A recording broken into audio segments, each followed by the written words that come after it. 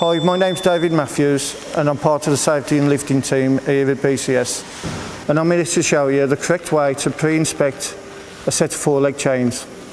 So you start off with the sub-assembly, checking for any wear and tear at all, making sure it's nice and straight, and check on the lifting points.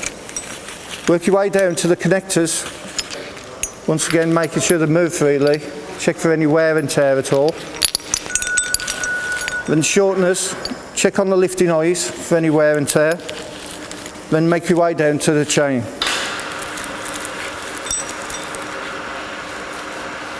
Working your way down to the links of the chain, checking everything's level, checking for any kinks, bends, any sort of defects at all.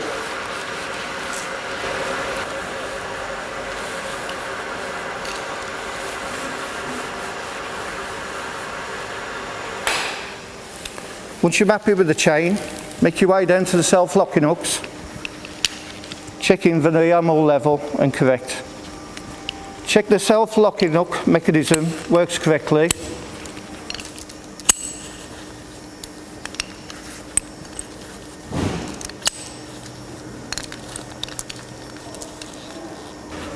If any doubt at all, any problems, any defects you find on the chain, don't hesitate to inform your black hat or your line manager and get the set of chains put into quarantine.